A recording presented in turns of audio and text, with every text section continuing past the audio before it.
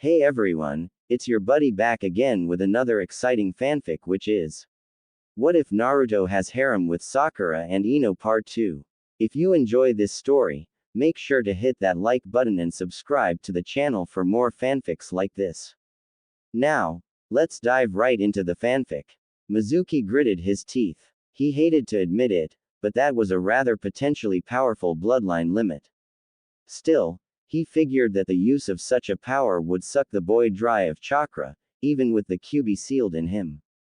That is quite a power, but just like everything else, it still uses chakra for power, and I'm sure it is quite the guzzler. Mizuki smirked, thinking he had called the boy's bluff. His blood ran cold when Naruto smiled very darkly at him.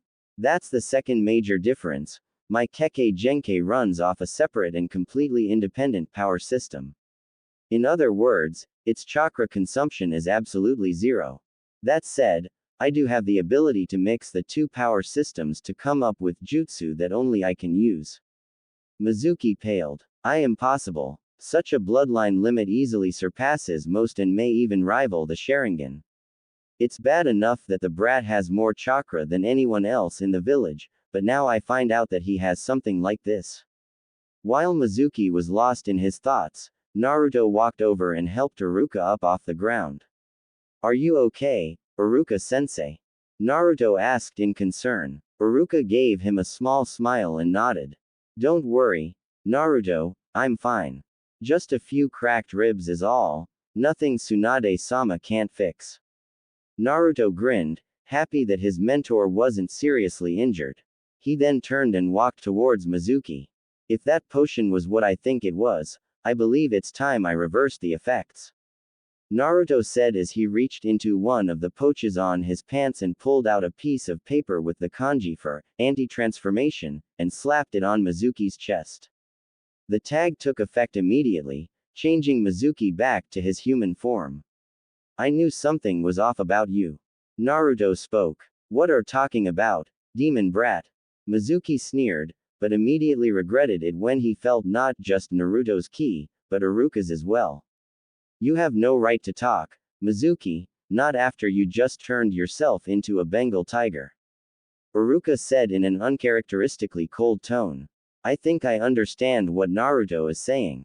I wholeheartedly disagreed with you failing him at the Genin exam, and the fact that he just single-handedly took you down certainly isn't going to get me to change my mind.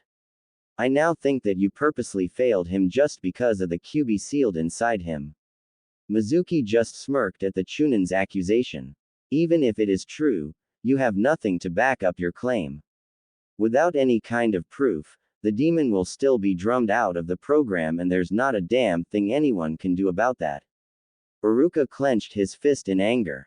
He's right. Without evidence of his tampering, Naruto will still be labeled a failure, and the civilian council will most certainly move to drum him out of the academy.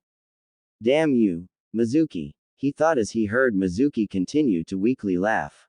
It didn't last long as a cold voice seemed to ring out of nowhere. I always knew you were a piece of shit, Mizuki. Everyone turned to see no other than Cole McGrath with his arms folded, standing on a branch glaring coldly down at Mizuki. Did you really think that the kid was stupid enough to fail for that shit? The little monster asked me that earlier. The little bastard did exactly what I told him to do, Mizuki shot back, but was cut off by another new voice. After he came and told Sarutobi-sensei and ourselves about your little scheme. Mizuki turned around and was about to fire an insult at the person, but immediately paled when he saw one of three Sannin staring coldly at him, Orochimaru. Your fate was sealed the moment you tried to get Naruto-kun to steal the Forbidden Scroll for you. As for there being no evidence of you tampering with his exam, I'm afraid you are woefully mistaken there as well. Orochimaru smirked and turned to Naruto, who was also smirking. Mizuki was now starting to sweat. You're bluffing, Sannin. What possible evidence could you have? Mizuki shouted, but everyone knew it was a bravado. You're only half right, Mizuki-tem. Orochi-sensei doesn't have the evidence, but I do. Naruto grinned as he pulled out a scroll with the kanji for recorder on it. He immediately unrolled the scroll, laid it out on the ground, and went through a series of hand seals. Lightning fusion art. Ocular replay jutsu. The scroll immediately began to glow as the seal on the scroll seemed to levitate off of it. The seal shimmered out of sight and in its place was a three-dimensional image. Mizuki's eyes slightly widened as he recognized what he was looking at. It was the same classroom that the Genin exam was held in earlier. Now then, Naruto started in a serious tone, before turning around and show his trademark fox grin. Does anybody have any popcorn? Everyone's sweat dropped at the blonde's antics. Cole covers his face with one hand. Kid, sometimes I wonder. Orochimaru shakes his head. Must you, Naruto-kun? Iruka pinches the bridge of his nose. He may have improved by leaps and bounds, but he's still Naruto. Mizuki eye twitches. I've been outsmarted by this. Kyubi groans. He may be smarter than most genin, but he's still a goofy SS at times. After a moment, Naruto decided that it was time to be serious again and put his hands into the ram seal. Rip your Hajimaru. Begin replay, Naruto says. The 3D image suddenly starts to go in motion. After a few seconds, Mizuki notices that the blonde Jinchuriki is nowhere to be seen in the recording. Then it dawned on him. The recording is from Naruto's point of view. The recording showed the boys' test questions, causing Iruka's eyes to widen. Those are Chunin-level questions, the dolphin gasped. Oh, it gets better. Naruto said somewhat dryly, motioning everyone to continue watching. At around the 0 hours 0 minutes and 34 seconds mark, the image zoomed in on Sasuke Uchiha, or rather his test paper, pre-written answers and all. Mizuki, what is the meaning of this? Iruka nearly shouted in anger. It's not like he would have failed, Iruka. He is a prodigy, after all, unlike the demon. Mizuki shot back. Kit, when you find a way to summon me, I want first crack at morons like him. Kyubi growled. Oh really? Naruto cut in, giving the traitor a cold glare before turning to Iruka. Keep watching, Iruka-sensei, you're gonna love this. He grinned. The recording showed Naruto answering the test questions. However, that's not what shocked Iruka and most notably, Mizuki. Naruto, you answered every single one of those questions correctly. Even I wasn't able to answer some of these. Iruka said above a whisper in near total shock. When did Naruto get this smart? Shikamaru is the only other student who could answer most if not all of those questions, mainly because he's a genius. Sakura could answer a few, but that's only through book smarts, not being a genius. The recording stopped as Naruto cancelled the jutsu with the ram seal, then rolled the scroll up and put it back into the same pocket he stored it in earlier. Mizuki could do nothing but grind his anger. Impossible. The demon brat is supposed to be an idiot, yet he managed to answer every single question. Where did he get his knowledge? Still, it doesn't matter. I've already graded the papers and according to the papers I have, Naruto Uzumaki didn't answer a single question. Mizuki smirked, but dropped when he saw Orochimaru smirk at him. And I suppose Hamoki-san just sat in the middle of the room without a test paper, right? The snake Sanin drawled. Mizuki was confused for a moment, before he suddenly realized what Orochimaru was saying. He was spying on me. Yes. I was in the office while you were grading papers. You even made a nice 3-point shot using Naruto-kun's Chunin level test. So what was that about no proof, Mizuki-tem? Naruto glared. So what? You still failed because you made the wrong kind of clones. Mizuki yelled with a hint of desperation in his voice. Fool. You know damn well that there is no such rule. Garbage like you are the reason why Naruto-kun has had a horrible life. Orochimaru growled. No arguments here. Quite frankly, I'm getting tired of your bullshit, Mizuki. Cole spat. Mizuki. Iruka said coldly. As far as I'm concerned, your evaluation means nothing as you are now a criminal of Konoha. By rule, I exercise my right to relieve you of your position, and as my first act as interim headmaster, I hereby overrule your final decision on Naruto's Genin exam and promote him to Genin. You can't do that. You don't have the right. Mizuki screamed in rage. Actually, Iruka-san does. Came a new voice. Everyone looked to the direction of the voice to see none other than the Sandame, the god of shinobi himself. Somebody's fucked. Kyubi said in a sing-song tone. Mizuki, you have betrayed your village by attempting to steal the forbidden scroll. What do you have to say for yourself? Sarutobi's tone was calm, but everyone knew better. The god of shinobi was angry. You old piece of shit. You won't be able to last forever, that I can Mizuki growled, but instantly stopped when he felt a very large key hit him in full force which, to his surprise and horror, came from Naruto. Mizuki froze with fear when he saw the blonde. His eyes were glowing an extremely luminant blue with a large amount of electricity flowing around his body. I've had enough of this, you piece of trash. You will show Hokage-sama the respect he deserves, but since I know you don't have the balls to apologize. Naruto said in a low icy tone and put his fingers together to form an X.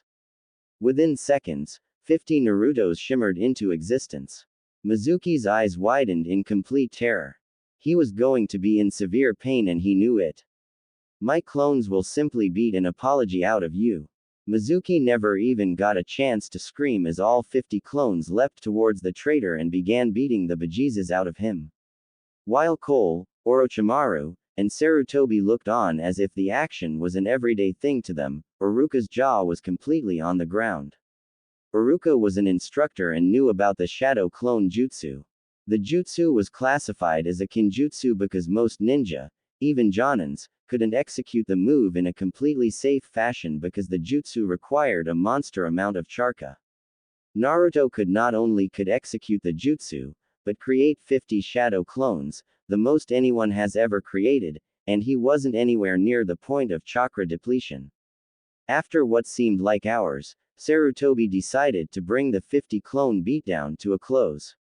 Alright, Naruto, I believe you've made your point, although I'd rather see it continue. Besides, Ibiki wouldn't be too happy with you if you severely injured him too much.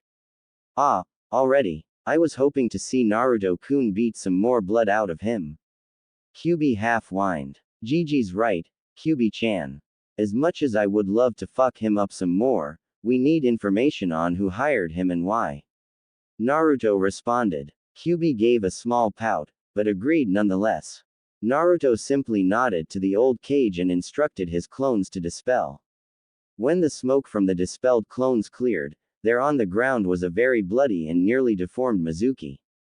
Cole and Orochimaru praised the blonde's handling of the whole situation before grabbing Mizuki and disappear, taking him to one of the shinobi world's most feared interrogators, Ibiki Morino.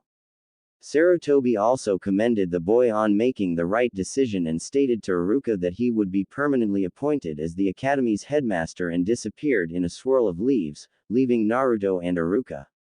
One of these days, I'm going to learn how to do that. Naruto murmured. Naruto, Iruka said, getting the boy's attention. You deserve this now even more than you did earlier. I know it has been a tough road for you, but today, you took a major step towards becoming Hokage. Iruka smiled, untying his headband from his forehead and tying it to Naruto's head. Congratulations Naruto, genin of the Konoha Ninja Corp. You've earned this more than anyone. Wear it with pride. Naruto began to get misty-eyed, but held back the tears of joy and smiled at his teacher before embracing Iruka with a hug. Thanks, Iruka-sensei, for everything. No problem, Naruto, Iruka said softly. Since you graduated, why don't I take you out for some ramen? Naruto's face lit up upon hearing Iruka's offer to treat him to his favorite food. Thanks Iruka-sensei. Well, what are we waiting for? I'm starving, Naruto said, his hyper nature showing through as he dragged Iruka towards Ichiraku. Inside, Kyubi couldn't help but smile warmly at the boy. Everything had worked out in the end, even if the path was much bumpier than they had anticipated. Not bad, Naruto-kun, not bad at all. XXXXX. Konoha Ninja Academy 8:12 a.m. All the genin who had graduated were in the classroom, waiting for Iruka to arrive to assign them to teams.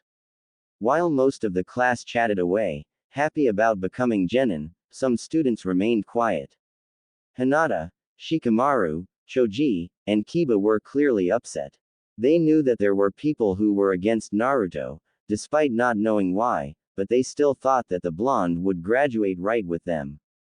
Shino, while normally quiet anyway, also seemed down. Kin had a sad look on her face. Naruto always treated Tayuya and herself with respect and had hoped that he would graduate with them. Tayuya was simply fuming. She knew what it was like to be hated for no reason. Her previous village had shunned her for something that her parents had done. Despite the fact that she was publicly and privately disgusted with them for what they had done and her family for defending it, she was still treated like trash. She saw how Mizuki looked at Naruto. I'll bet my whole fucking Ichi collection that he sabotaged Naruto's exam. She looked over towards Naruto's group of friends. Seems like they think something's up too. As if on cue, Kiba broke the saline between the group. Bullshit. The Inuzuka spat. Absolute bullshit. Tell me about it. This situation is highly troublesome. Shikamaru agreed. Naruto should have graduated along with us seeing as he was the strongest amongst us. I smell a rat. Choji added. This got the attention of Shino, Tayuya, and Rin. The fuck? Granted, he's pretty good, but the strongest? Tayuya mentally questioned. Single quote. They know something that the rest of the class doesn't. What that something is remains elusive even to me. Shino pondered. While Shino and Tayuya kept their thoughts to themselves, Kin uncharacteristically voiced hers. What are you talking about? Sure, he wasn't anywhere near being the dead last, but he wasn't the strongest. Wouldn't that be Hinata? No, I'm not. Everyone turned towards the Hyuga heir, who had her eyes closed. To most people, it looked like she was deep in thought, and for the most part, she was. Hinata was certain that Naruto would pass, as she had seen him do all of the necessary jutsus to pass the exam many times. She knew that somehow, Mizuki played a part in this based on the way he looked at Naruto with such disdain. However, her friends knew that Hinata closed her eyes for a different reason. If she opened her eyes, tears would spill out like a knocked-over glass of water. Naruto is much stronger than me. The only reason he didn't have the best scores is because some of us, including Iruka-sensei, suspect that some of the Chunin instructors have purposely tried to sabotage Naruto Nichin's education with some degree of success early on. The fact that it almost completely stopped after Iruka took charge of our class seems to support this. Hinata explained with an even voice, despite her real feelings about the whole situation. Based on what I have seen, your theory is indeed a logical one. Shino spoke up, which surprised most since the bug user didn't speak often. The Abarame's right. As far as I'm concerned, Naruto is one of the best this class has to offer. Hell, even Neji from last year isn't as good as him. Kin spoke up. It's a fucking shame. Not only is he good, but he's also a pretty decent guy, too, unlike that piece of Uchiha garbage over there. Tayuya said, spitting out Sasuke's clan name like a nasty piece of food. Sasuke, who had been listening to the whole thing, decided to add insult to injury, starting with the red-haired beauty. Taiyu-chan, I'm hurt. I would have thought a strong kunoichi like you would admire a strong ninja like myself and not that dead last loser. How many times must I say it, you fucking little jutsu thief? I don't like you, period, and if you call me, Taiyu-chan, again, I'm going to kick your balls up and out of your throat.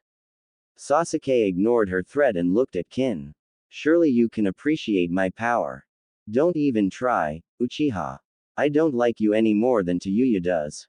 Kin snapped. Sasuke frowned at his latest attempt to make a move on Tayuya and Kin, but then smirked when he turned his attention towards the rest of the group, intending to taunt them. Are you still upset over the Dobi failing? Get over it. We all knew he was a loser and Mizuki-sensei proved it yesterday. Considering what he is, he should just drop dead. Sasuke goaded, hoping to get one of them to start a fight with him, which could eventually get them in trouble. Amy and most of the fangirls laughed at the group, wondering why they supported such a loser. Shikamaru and Choji scowled at Sasuke's verbal assault. Shino remained quiet, but his bugs were angrily buzzing up a storm. Kiba and Akamaru were outright growling at the Uchiha. Hinata looked like she was really going to cry despite the glare she was sending him. How could they be so cruel? Sasuke saw this and decided to press the attack even more. I guess I can't blame you for crying, Hyuga. Not only are you not going to win Roti, but you'll also have to move on without the little loser. Sasuke taunted, getting even more jeers from his fan club. He was about to continue when he heard the last voice he expected to hear. Man, you must like to hear yourself talk, don't you, Tem? Everyone in the classroom whipped their heads towards the door to see Naruto standing in it with his arms crossed with a neutral look on his face. While most of the class was confused as to why the Naruto was even here since they had found out that he had supposedly failed the Genin exam, his friends noticed that he was wearing a Konoha headband. Apparently, he hadn't failed after all. Naruto. Hinata half shouted, happy to see Naruto. The blonde simply nodded in their direction with a small smile. What are you doing here, Dobi? Sasuke scowled at the blonde. Naruto walked towards Sasuke and stopped a few inches apart, almost beside him, but the two could still see each other. The Uchiha was about to repeat himself when Naruto cut him off. Yesterday's little stunt didn't work, you cheating little bastard. Naruto hissed only low enough for Sasuke to hear, causing said Uchiha's eyes to widen shock. Unknown to Sasuke, Kiba and Akamaru had picked up on the conversation due to Inuzuka clan's ability to heighten their senses by applying chakra to their extremities. I don't know what you're talking about, Dobi. Sasuke said, but Naruto wasn't fooled at all. While he isn't skilled enough to read minds, yet, he had enough control of his electrical powers to sense pulses very close to him, and Sasuke's heart skipped a beat. I think you do, Tem. Naruto said, continuing to ignore a few of the fangirls demanding what he was doing here. Then why don't you prove it? Sasuke sneered, trying to intimidate him into backing off. Naruto didn't immediately respond, which caused Sasuke to smirk at him as if to say, I just got away with it and you can't do anything about it. His smirk disappeared when he saw Naruto give a very dark grin. I don't have to. Your involvement is going to cost you, Dobi. Naruto left the words hanging in the air as he walked past Sasuke and towards his friends, leaving the rest of the class to talk amongst themselves in a low volume. Sasuke had a deep frown on his face, but inside he was absolutely worried. How did he find out? And why the hell did he call me, Dobi? His thought was cut short when Iruka shunshined into the room. All right everyone, take your seats. Seeing that the class wasn't aware that he had shown up, Iruka started to go through the hand seals for his big head no jutsu, but someone had beaten him to it. Will you fuse rs shut the hell up? The whole room immediately went silent as they all turned to see where the voice came from. To nobody's surprise, Tayuya Simple stood there with her right eye twitching like crazy. She then turned towards Iruka. Floor's yours, Scarface. Tayuya said. Iruka was slightly annoyed by the nickname, but didn't take total offense to it. Tayuya preferred nicknames and rarely called people by their proper name, although she did call the Chunin instructor by his name every now and then. Her language was also a bit okay, a lot on the foul side, but they were ninjas, nobody said their language had to be civil outside of formal meetings. Crude, but at least she saved me from having to do it. Quote. Thank you, Tayuya-san. First, I would like to congratulate all of you on your promotion to Genin. Why is Uzumaki here, Iruka-sensei? He isn't even a Genin, he failed yesterday. Amy interrupted, only to shut her trap when Iruka gave her a glare that said, shut the hell up, you little shit. I would appreciate it if you not interrupt me, Amy-san. Iruka said in an even tone, although everyone knew that his thoughts were anything but. Iruka glanced at Naruto for a second, who gave a slight nod. Get on with it, Iruka. I don't have all day, And where's Mizuki-sensei while we're at it? Sasuke said in a bored tone. While most of his fangirls had stars in their eyes, mentally praising how cool he was, Sakura and Ino's eyes widened. Sasuke was blatantly disrespecting their Chunin sensei, something both girls were taught was almost never okay.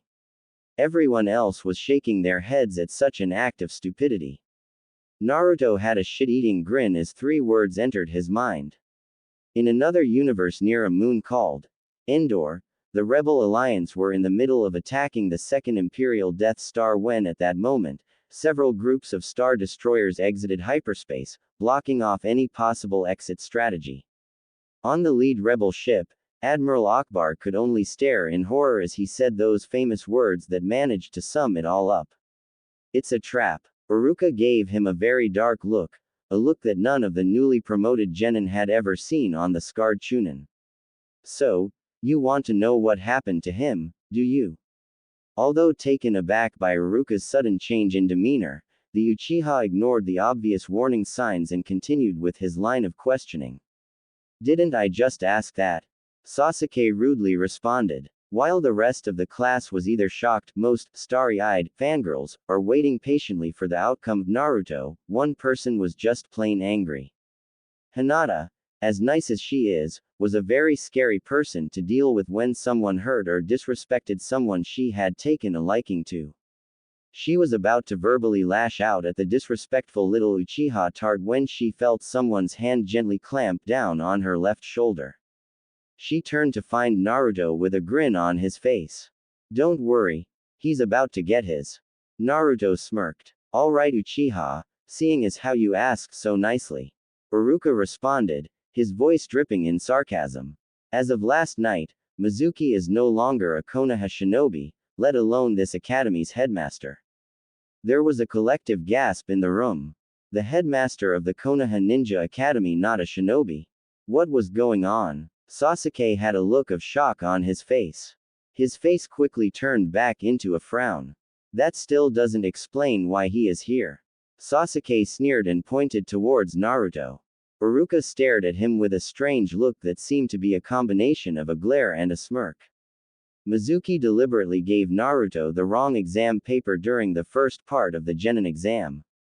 As a result, he was found guilty of military sabotage by the Hokage just a few hours ago, hence why I was late this morning. The first part of the exam didn't determine if we passed or not. The idiot failed because he made the wrong kind of clone during the final part of the exam. Sasuke argued. His fangirls also shouted their support of his argument. Sasuke simply smirked, thinking he had put the assistant in his place. The smirk disappeared when he saw Iruka grin very darkly. You do realize that there is no such rule, right? Iruka pointed out in a mocking fashion. And how did you get a hold of information that is considered off limits to other students? Sasuke began to sweat a little. He knew good and well that testing information about other students was off limits.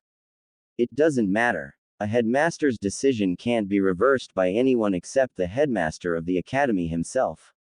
Sasuke half shouted in desperation, hoping to Kami that it would be enough to keep the loser from becoming a ninja. Unfortunately for him, Kami ignored his pleads. You're right, which is why I reversed Mizuki's decision last night. Also, there was another thing that he did, but we'll get to that in a moment.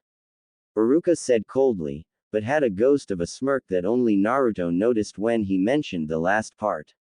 Sasuke's eyes widened in shock. Before he could respond, Iruka pressed on.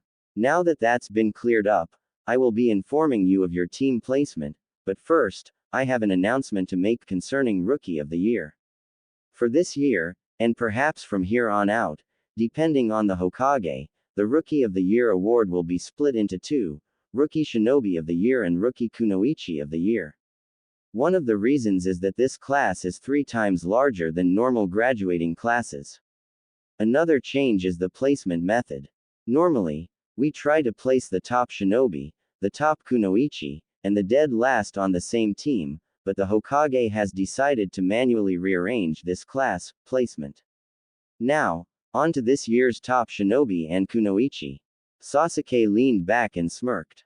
The Dobi may have been allowed to graduate, but he was still going to win Roti. Iruka saw the smug look on his face and outwardly frowned, but on the inside he was cackling with glee. He was going to enjoy wiping the smirk off of his face, but First up, this year's Rookie Kunoichi of the Year is Hinata Hyuga, Iruka announced. While most of the fangirls weren't too put off since they knew how good the Hyuga heiress is, Amy was absolutely livid. Despite Hinata's vast improvement in self-confidence, a part of Ami's mind would only allow her to see Hinata as the shy girl that she used to push around during their first year in the academy. She then turned to glare at the reason for the Hyuga's transformation. Damn you, Uzumaki. Damn you to hell. Thank you, Iruka-sensei. I am honored that you think highly enough of me to award me such a title. Hinata said with a slight blush on her face as she walked up to the front of the class to accept a golden kunai, which is awarded to the top rookies of each class. Hinata graciously accepted it and bowed respectfully to Iruka before making her way back to her seat next to her friends. Congrats, Hinata-chan. You definitely earned it. Naruto congratulated, giving her his foxy smile. He wasn't the least bit surprised that she won Arcoti.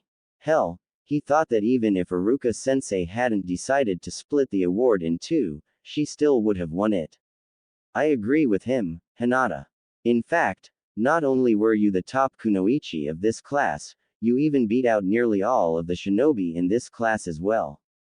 Congratulations. That's 2 years in a row that a Hyuga has gotten top honors. Iruka praised with a smile on his face. She's come so far. Hiyashi-sama will be proud. Maybe now those old fools on the Hyuga Council will back off on trying to give her the caged bird seal. Now then, let's move on to who has earned Rookie Shinobi of the Year. Iruka continued. The fangirls squealed, believing that their Sasuke-kun had RSOTY in the bag. The males along with Hinata, Tayuya, and Kin were inwardly aggravated. Those damn fangirls will never shut up now that Sasuke was on his way to being awarded RSOTY. Naruto sees the look on his friends' faces and decides to give them a little hint. Guys, the blonde whispers. His friends turned their attention to him. I don't know who will actually take the RSOTY award, but I did manage to get wind of who wasn't going to win it. Naruto had a smirk on his face that all but confirmed that a certain jerk wasn't going to get it after all. They all turned back towards Iruka when they heard him speak again. This year's Rookie Shinobi of the Year is. Sasuke got up and began walking towards the front of the class to accept his award, or so he thought. Iruka quickly glanced over to a certain blonde before dropping the bomb. Naruto Uzumaki. The whole room went as silent as a tomb. For a moment, not a single noise was made. Then the whole class erupted into a crazy combination of confusion, outrage, and cheers. Most of the males, except Sasuke, were absolutely confused. Naruto himself was absolutely stunned. He knew Sasuke wasn't going to get it, but in all honesty, he honestly thought that Shino was going to get it since he was the most well-rounded shinobi in the class. Naruto knew that his own IQ level was actually quite high, but he never gave anyone else the impression that he was a genius, albeit a late bloomer. In fact, the only person who knew was Shikamaru, and that's because he, predictably, figured it out on his own and confronted the blonde about it. Despite that, Shikamaru understood the reason for secrecy and kept quiet about it, letting the boy reveal that information at a later date, be it as a sign of absolute trust to his friends or as a trump card against his enemies. Sasuke Uchiha also had a shocked look on his face, before it turned into one of anger.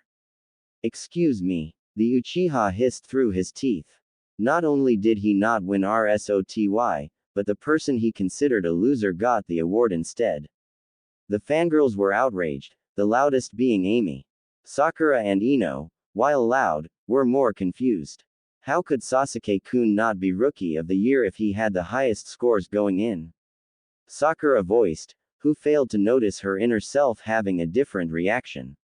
Alright, way to go, Naruto-kun. Ino, while louder, also wasn't angry, just highly confused. I agree with Forehead. We were told he had the highest scores overall heading into the Genin exam. Was that wrong? Ami's reaction was much more directed towards a certain blonde.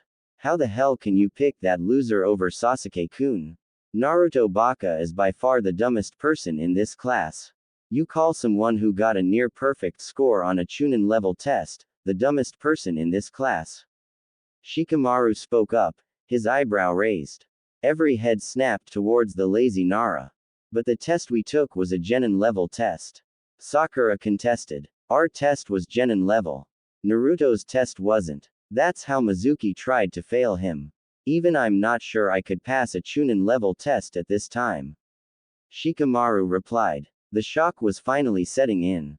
Even Naruto's friends were stunned. If this was true, then that meant that Naruto's IQ was in the neighborhood of the Naras.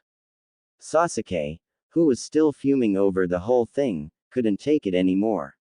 You better have a good explanation as to why that dumbass is a rookie of the year instead of me. Iruka had enough. He was absolutely sick of Sasuke and his blatant disrespectful attitude. He finally decided that it was time to take him down several notches. Do you honestly think that I'm going to give such a prestigious award to a cheater? Iruka spat out. Sasuke froze horror. How? How did he find out? Kiba, who was somewhat shocked at first, finally understood what he heard earlier. So that's what Naruto was talking about earlier. If he hinted at something earlier, then yes, that's what he meant, Kiba. Iruka confirmed. The fangirls themselves were too much in shock to respond. Iruka inwardly smirked. If they thought that was bad, just wait until they hear what I'm going to say next. That's not all, Sasuke. The Hokage is well aware of what has transgressed yesterday and he is highly displeased with you, with not only yesterday, but your entire academy career. This caused Sasuke's blood to freeze. No. Apparently, Mizuki has been giving you perfect scores throughout your time here. I can't bar you from becoming a genin since there seems to be no proof that the other instructors did the same. However, in the meeting I attended this morning, it was decided that not only were you to be taken out of the running for RSOTY, but as of now, your records will show that you have the worst grades in the class. In other words, you are this year's dead last. Nearly all of his fangirls went insane. They screamed at the scarred Chunin, arguing that there must have been a mistake. Amy, on the other hand, didn't say anything, but she did have an opinion on the matter. Single quote. So what? At least Sasuke-kun is smart enough to take an advantage when it is given to him. These weaklings rely too much on honesty and good faith. That's why Sasuke-kun will be a great Hokage and not that stupid buffoon Uzumaki. Sakura could only stare in complete shock. Her crush, someone she thought was a hard worker, took the easy way out. So you finally know what that jerk is really about. Now, what will you do? Inner Sakura mused. Ino was shocked just like the rest of the fangirls, but unlike the others, she made the decision right then and there to become the first ever Sasuke fangirl to quit the club, although she wouldn't be the last. Single quote. This is what I was chasing all of these years. Shika was right. Sasuke-kun, no, Uchiha Tem, is a great asshole. Trying to earn this bastard's love was not worth sacrificing my friendship with Sakura. I just hope she feels the same way. Sasuke turned towards Naruto and gave him a hate-filled glare. I know you had something to do with this, Dobi. You will pay for this humiliation. Iruka decided that it was time to move on despite the enjoyment of taking Naruto's doubters down several pegs. Alright, settle down everyone. The entire class began to simmer down and give the Chunin instructor their undivided attention. You all have graduated to the rank of genin. However, from here on out, your life will not be the same as it was here in the academy. The real world is a very dangerous place and you will be in the middle of it. I won't lie to you, there is a chance that some of you will lose your lives in the next 10 years, but for a lot of you, you will achieve your dreams with enough hard work and devotion. Iruka glances at Naruto. It takes teamwork to be successful in the ninja world, which leads me to our next topic, team placement. Every genin before you started their careers in team cells. Today, I will be announcing who you will be paired with. Normally, we tend to try and balance the teams by class ranking, but the Hokage believes that such a thing will be difficult to do with this class, so the teams were made so that will be a good balance of ninjutsu, taijutsu, and genjutsu. So, without further delay, it is time to announce who you will be teamed up with. Iruka picked up a paper that was sitting on his desk and began to read off of it. Team 1 will be XXXXX. Team 7 will be Naruto Uzumaki. Naruto looks up upon hearing his name, wondering who he will be paired with. Sakura Haruno. A loud bang sound throughout the classroom as Sakura slammed her head against her desk. How did I get stuck with Naruto Baka? And Ino Yamanaka. Your Jonin sensei will be Kakashi Hatake. Sakura banged her head on the desk again. And Ino Pig. Everyone looked towards Ino, expecting her to have a hissy fit, but were shocked when she said, "Not exactly what I had in mind, but it could have been worse. At least I'm not stuck with that bastard." Ino pointed towards Sasuke, who was actually shocked along with the rest of the class. She actually hates me now. Well, she is rather weak along with that pink-haired annoyance. Maybe they will slow the Dobi down. Moving on, Team 8 will be Hinata Hyuga, Shikamaru Nara, and Choji Akamichi. Your Jonin sensei will be Asuma Sarutobi. Kiba looked with a bit of sadness. He really wanted to be on the same team with Hinata. The Hyuga heiress saw this gave him a sad smile. She knew about the dog boy's crush and, to be totally honest, liked him as well. She was glad that two of her closest friends were her teammates. Team 9, with the members Neji Hyuga, Rock Lee, and Ten with Maida Guy as their Jonin sensei, is still in service. Team 10 will be Shino Aburame, Kin Suchi, and Tayuya Suchi. Your Jonin sensei will be Kurenai Yuhi. Shino nodded his head, seeing nothing wrong with his new team. The two siblings high-fived each other, happy that they ended up on the same team together. Team 11 will be Sasuke Uchiha, Amy Ijimeko, and Kiba Inuzuka. Your Jonin sensei will be Inabi Uchiha. Amy squealed upon hearing that she would be the only fangirl to be paired with Sasuke while the rest of the fangirls glared daggers at the purple-haired bully. Sasuke simply smirked. Inabi is one of the strongest in the Uchiha clan. He will most certainly help me become strong enough to become clan head. Damn it! Kiba shouted. Most of the class assumed he was upset about not being with Hinata. They were only half right. Kiba hated the fact that he was going to be stuck on a team that would more than likely single him out just for being friends with Naruto. His friends gave him a look of sympathy. Hinata gave him a sad look. Oh Kiba-kun, your Jonin senseis will be here to pick you up shortly. Good luck to all of you. Iruka finished before leaving the classroom. About 10 minutes later, Kurenai Yuhi, Konoha's genjutsu mistress, came in and asked her new students to follow her to one of Konoha's training grounds. Another 10 minutes later, Asuma walked in and collected his genin. About every 7 to 10 minutes, other jonin came to get their new genin until only Team 7 and Team 10 were left. After 15 minutes of uncomfortable silence, a man with brown hair that went down to his shoulders dressed in a standard jonin uniform with a jonin vest walked in. Sasuke immediately recognized the man. Team 11, I am your Jonin sensei, Inabi Uchiha.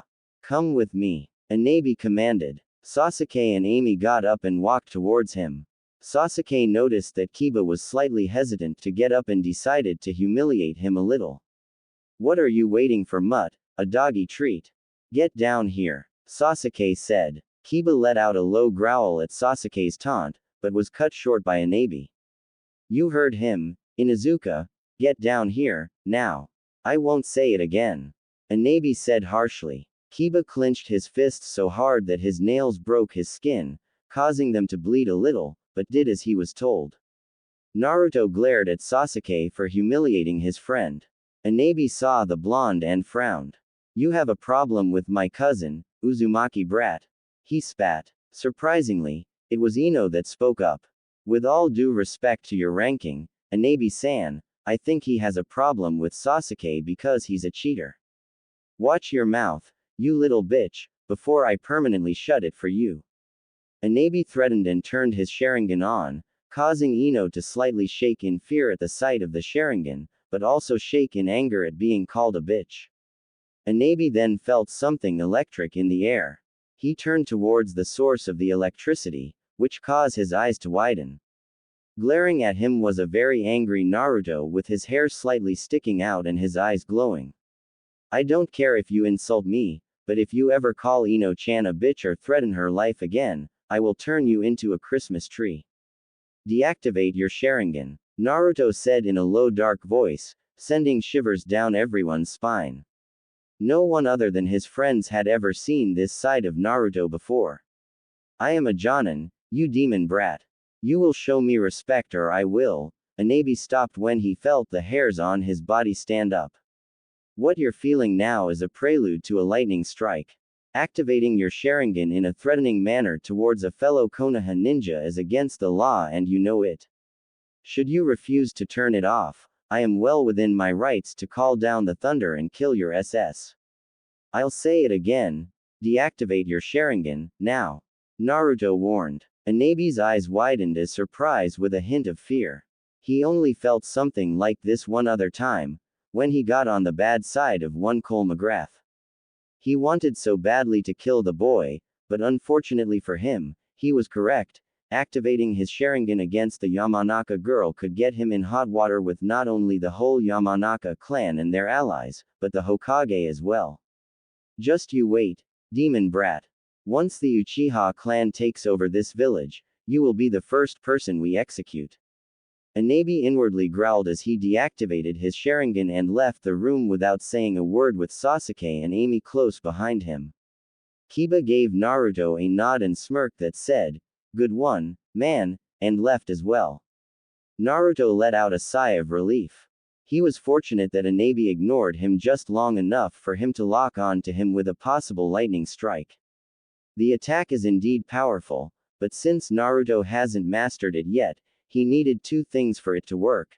Time, in his case, several seconds, and for the target to either be standing still or slowly moving around for a lock. Cole, on the other hand, had mastered it. It only took him 1.5 seconds to lock on to his target. Ino and Sakura simply gaped at the blonde with looks of shock at what he just did. Naruto defended me, but why? I've been nothing but mean to him. Ino stared in confusion. Sakura was about to berate Naruto for bad-mouthing Sasuke again, when her inner self sensed this and cut her off. You and I are going to have a serious talk later on about him. You are now a genin, which means there are some things that you need to be shown, including some clan jutsus and your Gekkei Genkai. I have a Gekkei Genkai. Yes, but I will explain later.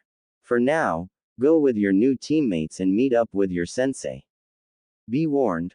While he is highly renowned in the ninja world, he also has a dubious reputation for being late among other things. Inner Sakura warned. Sakura inwardly nodded in understanding and brought her attention back to the real world. She looked at the clock and realized that they had been here for more than an hour. She was about to say something to her teammates when Naruto snapped his head towards the door. About time, she heard him mumble. A few seconds later, the door opened to reveal a silver-haired Jonin with his headband covering his left eye and a mask over the bottom half of his face. He was reading an orange book. Team 7, the Jonin inquired. So you're Kakashi Hatake, Naruto stated calmly. And you're late. No surprise there. So this guy's the famous copy ninja, and what is he reading? Sakura inwardly mused to herself. He looks like a lazy SS to me. Ino mentally deadpanned. My first impression of you is, the genin leaned forward. I don't have one yet. All three face faulted. Meet me up on the roof and hopefully that will change. Kakashi I smiled before disappearing in a cloud of smoke. Well, you heard the man. Let's get up there and see what's in store for us. Naruto grinned and made his way to the door. Naruto. Came Ino's voice as she looked at him questioningly. Naruto turned back towards her. Quote dot dot dot. I know you girls have questions. To be honest, I honestly don't know if I am ready to reveal some of those answers at this time, but I promise that you will know everything in due time. For now, let's go up to the roof and meet our new sensei. Naruto replied. Alright then, now that you are all here, why don't you tell me all about yourselves? Kakashi suggested. The three genin looked at him, not quite getting what he wants them to say. Sakura spoke up. What do you mean, sensei? I mean, what are your likes, dislikes, hobbies, goals, dreams, and so on? Kakashi answered while still reading his orange book. Why don't you go first and show us how it's done? Kakashi closed his book and put it away. My name is Kakashi Hatake. I like some things and I dislike other things. My dream, don't really feel like telling you that. As for hobbies, I have lots of hobbies. Sakura sweat dropped at the Jonin's example. All we learned was his name, which we already knew. Naruto had his eyes closed, but a noticeable twitch in his right eye could be seen. Hubby Sensei was right, he's even too lazy to tell us about himself. Ino, who also looked slightly annoyed, simply voiced what was on her mind. Wow, what a resume. She deadpanned. Kakashi I smirked. At least one of them speaks their mind, although I have to admit that I thought it would be Naruto. Oh well, just for that little crack, you get to go first, Blondie. Ino sighed, but did what the Jonin said. Better not to give a bad impression to the person that will be teaching you for years. My name is Ino Yamanaka. I like flowers, my family and friends, shopping, sports, chocolate and, she paused for a moment before quickly glancing towards Naruto. Kakashi picks up on the gesture, but decides not to comment on it for now. I dislike sashimi, cruel people, and most recently. Her face went dark for a moment before looking up with a cold look on her face. Quote dot dot dot. Sasuke Uchiha, she said, causing Sakura to look at her in shock. She was about to ask her childhood friend why, but Kakashi beat her to it. From what I gather, you're one of his biggest supporters. Did he turn you down or something? Was one of his biggest supporters, sensei? No. That wasn't it at all. That bastard is nothing more than a shit stain who prefers to take the easy way out. That's understandable. I admit that I'm not very high on him after taking part in that incident. Anyway, what about the rest of yourself, like your dreams or goals in life? Kakashi urged. My dream is to surpass Tsunade of the Sannin and become one of the strongest kunoichi in the world. Ino finished. I honestly didn't expect much out of this one, but it looks like she has moved past her fangirl stage and decided to focus on becoming a real ninja. She needs some physical training and she needs to quit the dieting, but she has potential. Kakashi mused, giving Ino a nod. Ino wasn't rail thin by any means, but the rigorous training done by ninjas won't allow her to be on a diet that focuses on less eating.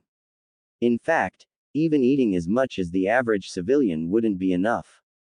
Okay Pinky, you're next. Kakashi pointed to Sakura. Sakura lightly glared at the Cyclops, but decided to let it go. It wasn't that bad of a nickname. My name is Sakura Haruno. I also like flowers, studying, and my mom. Aren't you leaving out a certain person? Kakashi asked. Sakura was silent for a moment before finally answering the copy ninja's question. I'm not sure. I've always thought that Sasuke was a strong and honorable person. However, after today, I can't look at him the same way again. I don't know if I hate him per se, but I'm certain that I don't like him anymore, either. Kakashi nodded. It wasn't a pleasant experience to find out that the person you like the most turns out to be a fraud in some respects.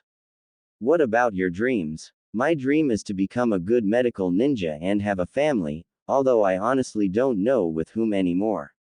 And your dislikes? Naruto. He's so annoying, loud, and stupid. He keeps bugging me for a date even though I keep saying, no. For once, I wish he would just leave me alone. Sakura said in an aggravated tone. Naruto couldn't keep the look of hurt off of his face. Ino saw the look and couldn't help but feel bad for him. Did he always look like this when we scolded him for talking to us? Inner Sakura was highly aggravated, but with her outer self, not Naruto. That's it. It's time that she learned the whole truth, possible insanity be damned, and who really saved her from those damn bullies. Kakashi shook his head in disappointment. If she only knew that most of the things she said weren't true. Kakashi then notices that Ino looked tempted to reach out and give the boy a hug, which surprised him. Wait, she actually feels sorry for him. At least he's got one ally for now. If Sakura doesn't wake up soon, she could end up being alienated by not just her teammates, but most of the rookies as well since, from what Hokage-sama told me earlier, he seems to have a great relationship with them. Not wanting the uncomfortable silence to continue, Kakashi decided to move on. He would have a talk with the Pinkett later. Alright then Whiskers, you're up, and please, tell us about the real you. Huh, what did he mean by that? Ino and Sakura thought in confusion. They looked over and saw that Naruto had his eyes closed as if he was thinking it over. Naruto stood up and opened his eyes. Kakashi-sensei, you're right. I think that it's time that I began telling everyone who I really am. Kakashi smiled at the boy. Here we go. I just hope it goes over well enough. It's bad enough that he has to put up with so much from the civilians. He doesn't need people other than Sasuke Uchiha despising him. Everyone knows me as Naruto Uzumaki. However, that's not my entire name. Naruto began. He saw that both girls were looking at him with confused expressions. Naruto sighed. This was going to be a system shocker. My full name is Naruto Uzumaki. Shinsei. Both Ino and Sakura's eyes widened in complete shock. For several minutes, nobody said anything. Ino and Sakura expected something fairly big, but not this big. The boy that they had considered to be an annoying, stupid, average talent, no clan loser, turned out to be a member of one of the village's youngest, but powerful and wealthiest clans. Granted, Ino had already realized that Naruto wasn't stupid nor was he just average, but him belonging to a clan, period, was a major surprise, let alone a superpower clan. Sakura, on the other hand, was ill-prepared for such news and nearly passed out. Inner Sakura sweat dropped at her outer self. I wonder how she's going to react when I teach her that jutsu and finds out everything about him on her own. Look, I know that it doesn't make sense, Naruto began, but was cut off. Actually, it makes plenty of sense. I've long figured out that you weren't some kind of moron and that you have far more than average talent, but why didn't you ever use your clan name while in the academy? Ino inquired. Because, the civilian council would either try to disband the clan or forcefully remove me from it. Naruto answered, his voice obviously giving off a sad tone. Kit, you may have said too much. You know she's going to look into that. Kyuubi gently warned. She's going to find out anyway since she is a Yamanaka and the heiress to said clan. Remember, she is a natural mind walker and will eventually come across that information, one way or another. Naruto responded. Quote. Point taken. Still, be careful how you word things from here on out. The Yamanaka girl and maybe the Haruno girl may be able to understand the circumstances behind my attack of your village, but some people are so blinded by hate that they don't care who's really behind it. Then there are some who hold the Uchiha clan in such high regard, that they will refuse to believe that those jutsu thieves willed the partial destruction of the village. Agreed. Ino was confused by the boy's answer. To her, it seemed like someone on the civilian council was out to get him for some unknown reason. You're getting warm. Came a voice inside her head. Ino was about to shout, what the hell, but was cut off by the same voice. I wouldn't do that if I were you. You don't want your teammates to think that you are some kind of nut, now do you? The voice responded. Ino thought for a second before remembering something and decided to test it. Who are you, and why do you sound like me? Ino sent a mental reply. My, You are a smart one if you figured out how to communicate with me that quickly. As for your questions, let's wait until you are away from your teammates. We have much to discuss, the voice explained. Ino silently agreed with the voice and made a note to find an, out of the way, spot to mentally talk with the voice without interruption. Kakashi decided once more to keep things on track to help Naruto avoid answering questions he wasn't ready to give the answers to. What are your likes, dislikes, dreams and so on, Naruto? Naruto seemed to snap out of his sad state and put on a somewhat genuine smile. I like my family and friends, just like Ino-chan, ramen, football an. In this FIC, the term, football, will refer to the American-style game, finding and creating new jutsus and seals, and reading. Naruto likes to read. Kakashi mentally gasped. He knew the boy could read, but he never thought that the blonde liked to read as a hobby. He's been creating his own jutsus and seals. Thought a surprised Ino. That sort of thing requires some serious creativity and brain power, especially seals. It was then that she finally understood.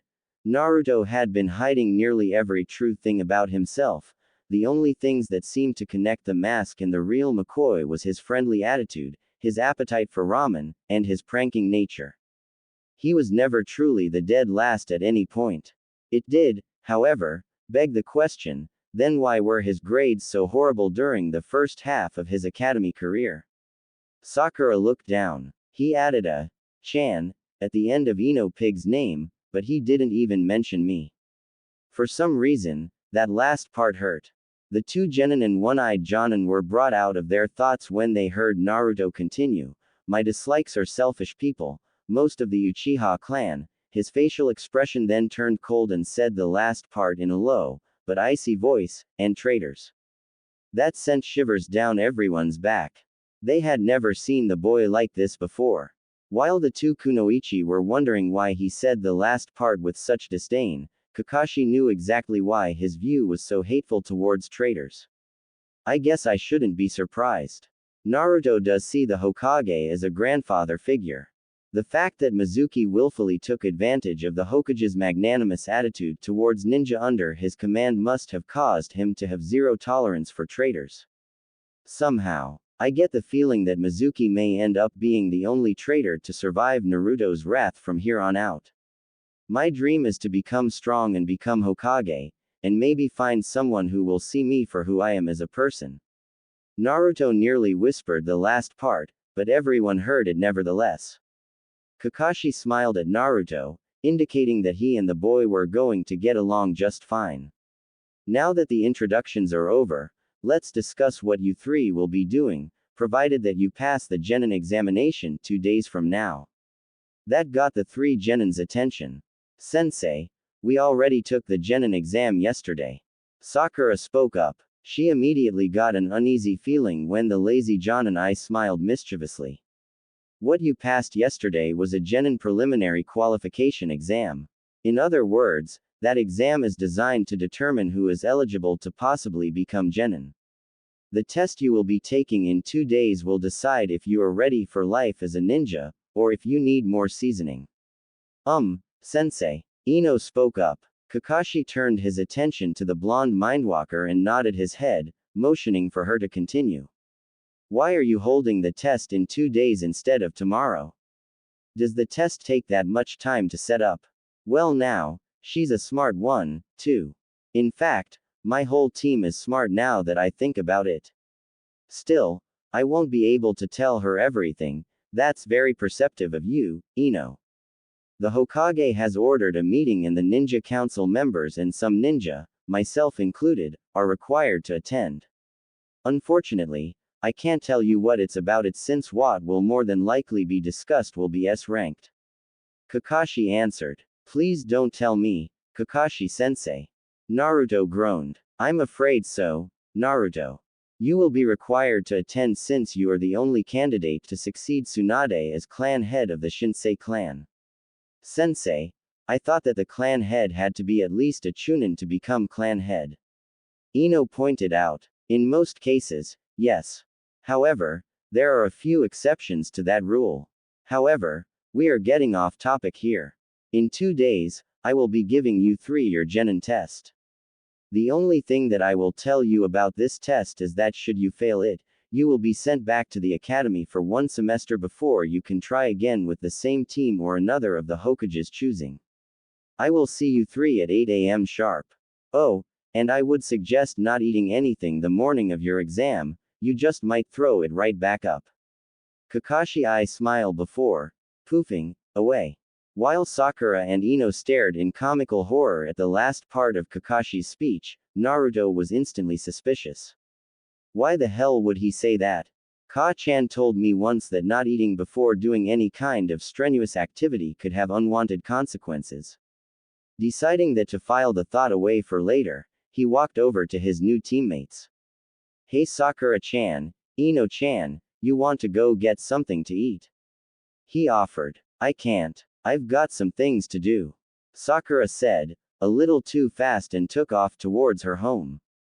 Naruto felt a little hurt that his pink crush turned down a chance for some team bonding.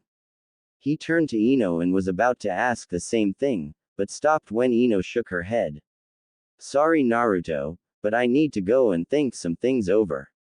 Ino said. She immediately regretted saying so when she saw the look of heartbreak on his face. She actually did want to go and have lunch with him, even if half the reason was to try and figure him out, but she also needed to find out what that voice in her head was and what it wanted to talk to her about. It's okay. Go ahead and tell him.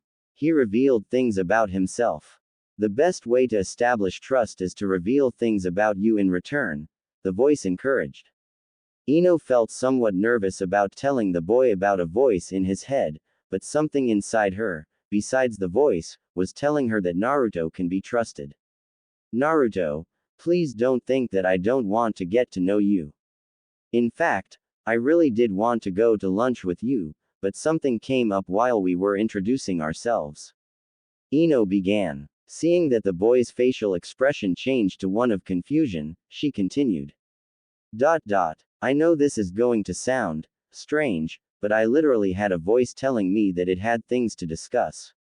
I have to find out what this is about, because quite frankly, I'm scared of the possibility of losing it. I promise you that once I figure out what's going on, I'll tell you.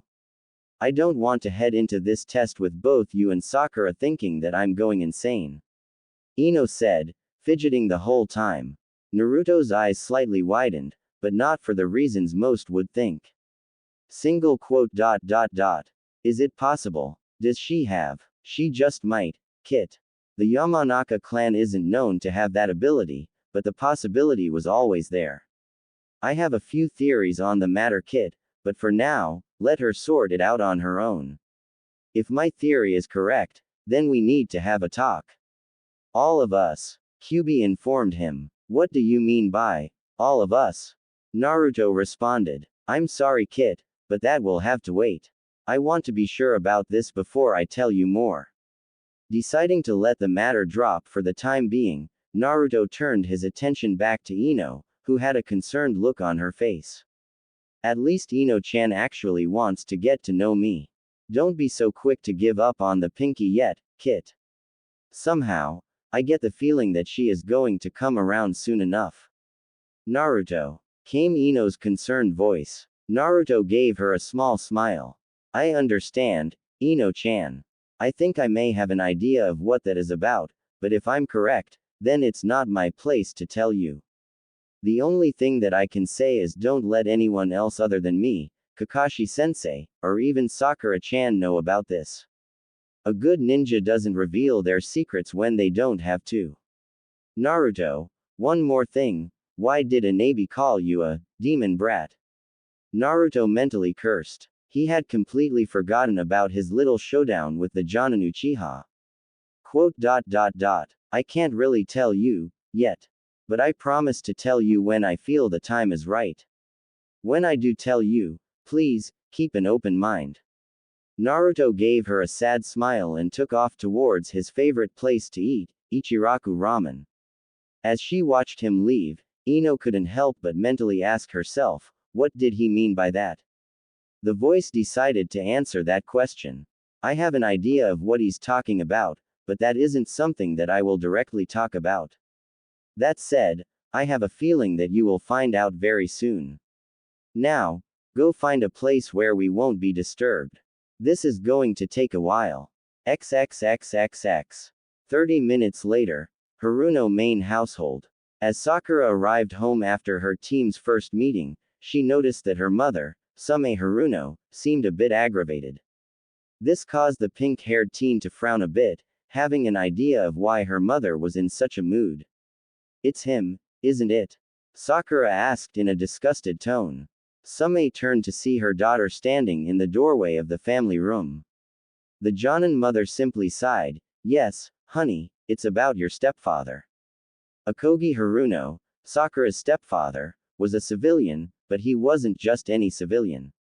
He was a civilian council member. It was no secret among the ninja population that Same did not marry Akogi by choice.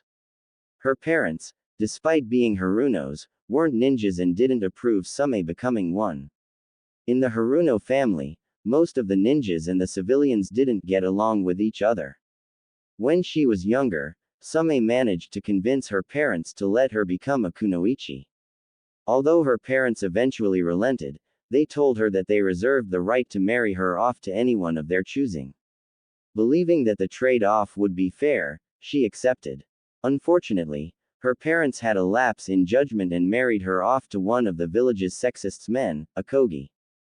The only reason he had changed his name was because Same belonged to a clan. He used his status as a council member to get what he wanted when he could. Granted, he couldn't do very much to her since she was a kunoichi, but since Sakura was technically a civilian for most of her life up until now, he made her do all of the chores and treated her like a second-class citizen. Whenever Same tried to intervene, he would threaten to sell her into slavery. Unfortunately, money allowed him to do a lot of things. One day after another incident involving a group of kids teasing the pink kid about her forehead, Sakura had told her mother that she wanted to become a ninja. At first, Same was happy that Sakura wanted to follow in her footsteps, but realized that Akogi would never allow such a thing, seeing as he would lose a lot of control over her. Thankfully, the Sandame knew of the situation, and when the sexist council member forbade her from entering the academy, Sarutobi immediately told him that since at least one of her parents was a ninja of Konoha, by law, Sakura was allowed the opportunity to enter the academy. Akogi had no choice but to obey, but it didn't end there. On Sakura's first day at the academy, she immediately became the target of Amy and her two friends. Same decided to follow her daughter to school for that first day without anyone else knowing, including Sakura. She discovered that Ami's father was Ijimeko, another civilian council member who just happened to be good friends with her husband. She wondered why Amy would choose her daughter as a target, but got her answer when Sakura came home that night with Akogi waiting for her with a fake smile on his face while asking her how her first day at the academy was. From that point on, she knew that Akogi was indirectly responsible for Sakura's low self-esteem. Because of this, most of the boys weren't interested in her since she was viewed as a weakling. Despite all that, Sakura managed to bring home good grades, much to the dismay of Akogi. To add insult to injury, there was one boy who was attracted to her, Naruto Uzumaki. While Same knew better and didn't see the boy as the QB, Akogi, like every member of the civilian council, hated the boy, but not for the same reasons. No, he hated the boy simply because as long as there was someone his age trying to give Sakura confidence in herself, she wouldn't break like he wanted. However, Same's heart sank as Sasuke Uchiha arrived on the scene, leaving nearly all of the girls in the class star-struck, including Sakura. Akogi seemed quite happy since it distracted Sakura from becoming a good kunoichi and was even better since the girl was unknowingly treating her only other savior like dirt. That is, until yesterday. When Sakura graduated, Akogi was furious. Because Sakura graduated and became a genin, she was no longer under the civilian council's control. Coming back to the present, it was obvious that Akogi found out who was on Sakura's team. It was obvious to Same that Amy was the one to let loose that information to her father, who in turn, informed Akogi. The bastard had demanded that Same go to the Hokage and force him to change the teams. When Same refused, he threatened to kick her and Sakura out onto the street, but Same didn't buy it at all. She was still angry with her parents, but she at least knew that if Akogi tried such a thing without a valid reason, they would banish him from the Haruno clan. Granted, the Haruno clan in general didn't particularly like Naruto, they also didn't hate him either. Why do we have to put up with him, Mom? He's done nothing but make our life miserable, and since last year, he makes me uncomfortable whenever he looks at me. Sakura said with a bit of fear. Same's facial expression darkened. Around the beginning of her 3rd year, she, at times, had caught Akogi's eyes, wondering, whenever Sakura walked past him.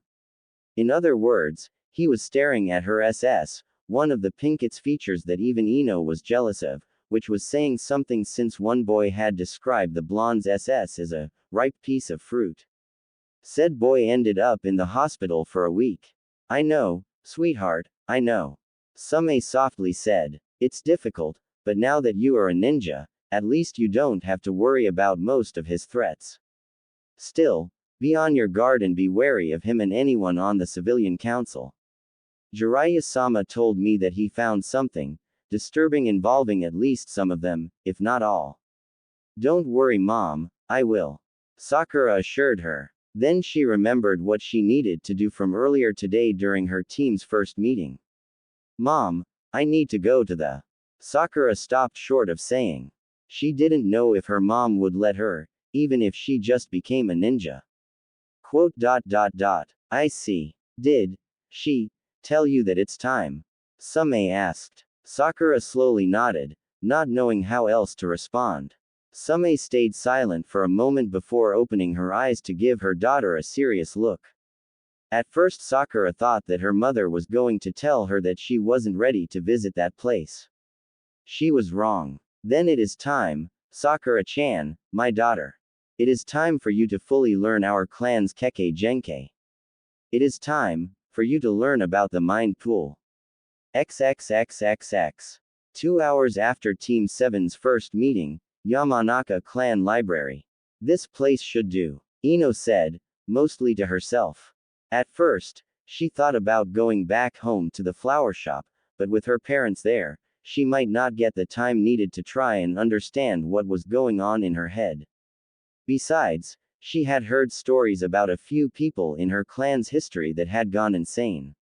She shivered at that. If her cousin, Nuazashi, found out that about this, he would use it to his advantage to win himself the title of Yamanaka clan head, even if she was considered by most to be the favorite to become clan leader when her father stepped down.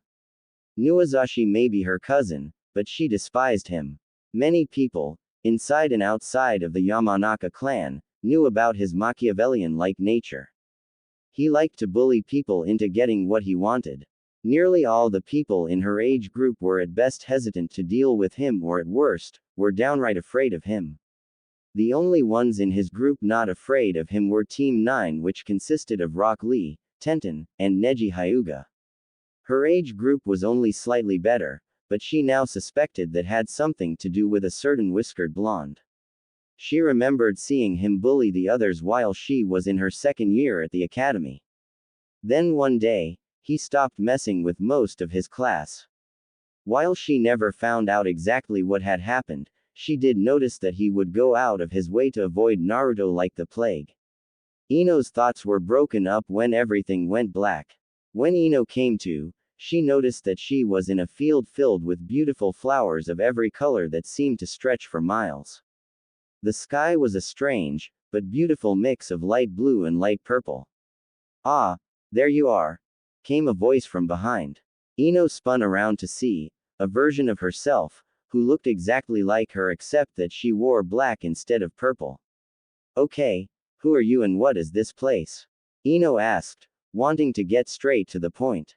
This place is your mind. What you see is a representation of your mental status. As you can see, the flowers everywhere mean that your mind is at peace. The light purple sky means the sky's the limit, for you. In other words, you believe that you can do anything you put your mind to. As for who I am, I'm your inner self. Quote. I knew it. I'm going insane. Ino said in a gloomily comical way. Sighs, no, you're not you, girl. Your friend Sakura already told you about her clan's Keke Genkai. That caused Ino to freeze. How could she have the Pinkets family bloodline? She wasn't related to her, was she? Although scholars from both clans have been studying things like this, nobody ever found any evidence of the two of you be related by blood, and I doubt they ever will. As to how you could have your best friend's bloodline, that too is a mystery, although there seems to be more evidence to support a few theories that are floating around out there, but that is a discussion for much later. For now, there are some things that you need to know about your teammates. If you're talking about that disgusting pervert of a stepfather, then yeah, I know about that. Me and Sakura aren't on great terms right now, but I still see her as a friend even as she doesn't. I swear if that bastard touches her, I will rip his throat out, if Naruto doesn't do it first. Ino said coldly. Well, at least you know that much. It saves time and allows us to talk about your other teammate.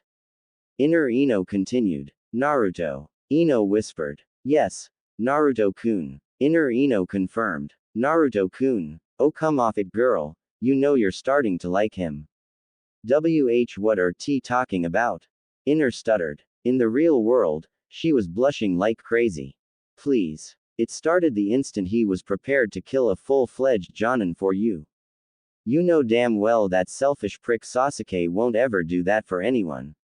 Alright already. Okay. I admit that he's interesting, but I'm not ready to admit that a thing for him. Yet. Ino thought the last part. Inner Ino heard it, but decided to drop it, for now. There were more important things to talk about. Fine. I'll let it slide, for now. Thank you. You said that there was something that I needed to know about Naruto. Yes. Inner Ino responded, becoming serious. Before I say anything else, I need you to answer something for me.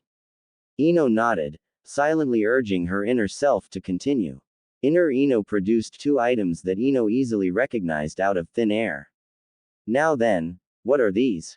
It seemed strange to answer such an easy question, but the blonde figured that there was a purpose behind her inner self asking, so she decided to go ahead and humor her. That's a scroll, Ino said, pointing to the cylinder object. And that's a kunai. She finished after pointing to the weapon that ninjas see and use in their everyday lives. Inner Ino nods and begins to open the scroll. She then places the kunai on top of the scroll before pumping a small amount of chakra into the scroll. The kunai disappears, but Ino notices that the kanji, kunai, now shows up the scroll. What is it now? Still a scroll. Ino deadpanned as if it were the most obvious thing in the world. Very good. You pass my test. Inner Ino grinned. Test? Inquired a confused Ino. You'll understand in time. Now then, let's talk. Inner Ino said seriously. Ino saw this and wondered just what this was about exactly. She would find out soon, and it would change her life in more ways than one. Sakura could only stare in complete awe at the sight before her eyes. Before her was the Haruno's pride of their clan, the Mind Pool Chamber. Thousands of crystal pillars that ranged from 4 to 7 feet in height, stretched on for what seemed like miles. The chamber itself was underground and was as big as the entire Haruno clan compound, which was at least a mile in every direction. The ceiling had several glowing seals which seemed to slowly pulse. There were already some people sitting next to the crystals with their eyes closed. The ground, strangely enough, was real grass. How it grew without natural sunlight, Sakura didn't know and was a question she would have to ask later. Sakura. Same spoke up, getting her daughter's attention. What you see before you is our clan's greatest power, the Mind Pool. The Mind Pool allows us Harunos to store and use information accessible only to us or those with a Keke Genkai similar to ours. Sakura gave her mother a slightly confused look when she mentioned others with similar bloodlines. Same nodded, understanding what her daughter wanted her to elaborate on. While our type of bloodline is extremely rare, there are a few bloodlines that are similar enough to potentially access our archives. Potentially. You mean someone could get in without us knowing? Sakura asked, slightly worried. Her concern, however, would be put to rest as her mother gave her a reassuring smile. No, Sakura-chan. That action is quite impossible. For one, you must be a Haruno to gain access from anywhere outside of this chamber. Any exceptions must be known to the Haruno clan beforehand. 2. Even Harunos are monitored at all times by the Cerebral Security Squad, or CSS. Should anyone be caught doing something illegal, the CSS reserve the right to do whatever they deem necessary to protect the mind pool, which includes destroying the person's mind. Sakura slightly shivered at that. The thought of becoming a vegetable was simply horrifying. Putting the morbid thought out of her mind, Sakura decided to ask a few questions that she had on her mind. Mom, how much chakra does the mind pool jutsu require? None. Same grinned. Sakura stared at her mother as if she grew a second head. As far as she knew, every jutsu required chakra. Seeing that her daughter wanted an explanation, she continued, perhaps I should reword that. The mind pool jutsu doesn't require our chakra to use. It requires the use of a type of chakra called nature chakra. Are you familiar with it? A little, but only that our resident Sanin each have summons, who do use that kind of chakra. Sakura answered. That is correct, dear. Jiraiya-sama uses toads, Tsunade-sama uses slugs, and Orochimaru-sama uses snakes. Each race can teach their summoners how to use nature chakra in order to obtain what is called sage mode. However, that's senjutsu, or sage techniques. While it uses natural chakra, the way it is used is completely different to the way we use it.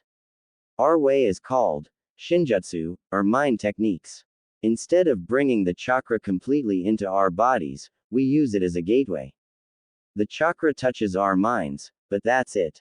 Once the natural chakra is connected to our minds, our inner selves then guide us to and into the mind pool realm. Once there, it is possible to do research on nearly anything that we Harunos have come across. We can even learn new jutsus and how to use them inside the realm itself.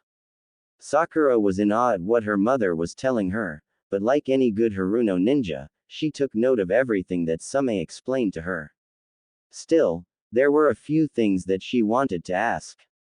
Mom, I understand almost everything that you told me, but there are some things that I wanted to ask. Sakura said. Same nodded, encouraging her to ask her questions. What happens if we were to try and bring the natural chakra into the body? Without meeting specific requirements, that would be very bad. Same answered. If you wish to know more about that, I suggest you ask one of the 3 Sanin. What is your next question, dear? Do both me and my inner self have to go together into the realm? Eventually no, but since you are inexperienced, your inner self must be present to guide you to the mind pool realm. If you try to do it yourself without the proper experience, your mind will get lost on the way, rendering your body as a living but empty shell. However, your inner self can go into the mind realm on its own on your command in order to store any kind of information that you learn. The only drawback to that is that while your inner self is inside the realm, you will be unable to contact her. Now, are there any more questions? Sakura shook her head. If she had more questions, she would ask them later. She didn't want to waste any more time when she could be learning her clan's bloodline limit. For now, no. When can start learning how to use our clan's bloodline? To be honest, dear, the only training you will have to do is learning how to connect natural chakra to your mind. Once you've done that, you will get immediate access to the mind pool. Now, I want you to sit next to a vacant crystal. Since you are just starting, you will need to use hand seals, but not the normal hand seals that are used for other jutsu outside of the ram seal. The good part is that our set of seals only contains 6 variants excluding the ram seal, scorpion, jaguar, condor, wolf, turtle, and bear. Same showed Sakura what each of the hand seals looked like. Same then tested her daughter to see if she could do the seals fast enough. Not surprisingly, it only took her 20 minutes to get all of the seals down and was now able to perform them at the same speed she performed the regular shinobi hand seals.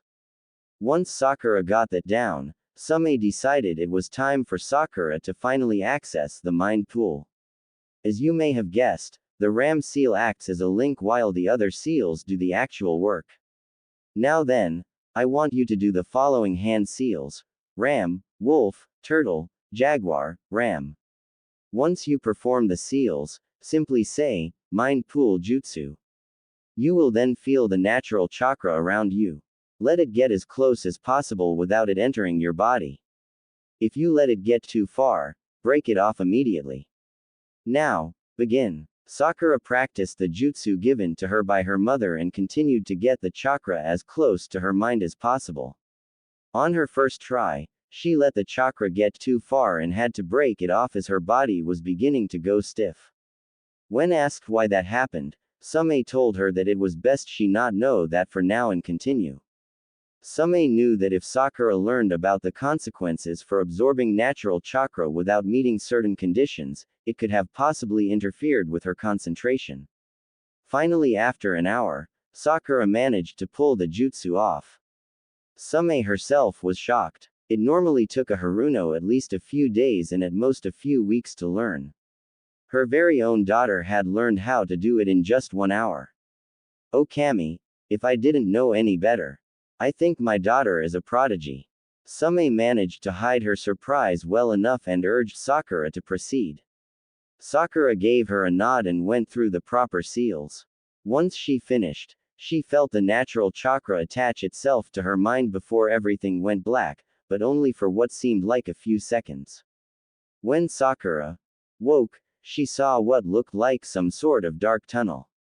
In front of the tunnel stood her inner self, obviously waiting for her. I must say, I thought I would be waiting much longer than this. You might be something special after all if you were able to get the hand seals down this fast, let alone the jutsu itself. Inner Sakura praised. Now, take my hand and for Kami's sake, please don't let go. Sakura slowly nodded and took her inner self's hand as instructed. She then remembered that she didn't even know what to call her inner self. What do I call you? My name is your name, but for the sake of confusion, just call me Inner Sakura or Blossom, answered.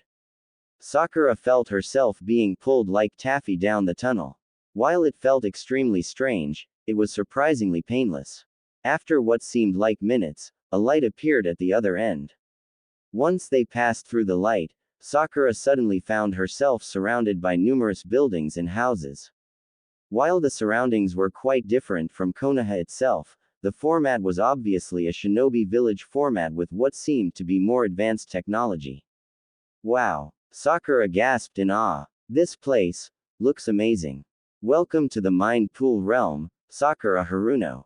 Inner Sakura said. Sakura then looked up at the sky and noticed something else. It was pink. Why am I not surprised? Sakura mentally deadpanned. She then noticed that her inner self was giving her a serious look. Somehow, she had the feeling that her inner self was somewhat upset with her. I will give you the tour at another time. For now, I will need to show you where your storage server is. Storage server. Yes. It's where you store any information that you come across yourself. It is also where you and I will mentally be staying when you are here. Think of it as our house for this realm. You'll be staying with me. Well, of course I will. Where else would I stay? Oh, never mind. Let's just go. Sakura sighed. As the two walked through the village, Sakura noted that all of the inhabitants were in fact other Harunos. She also noted 2 Haruno women that wore what looked like a red cybernetic suit that was form-fitting like the suit that Gray Fox wears in Metal Gear Solid, except without the mask. Inner Sakura noticed where her gaze wasn't elaborated. Those women are CSS members. As your mother explained, they are the realm's security and law enforcement. Anyone who breaks the law here or comes here illegally are promptly dealt with, and believe me, in this world, they are Sanin level. How are CSS members chosen anyway?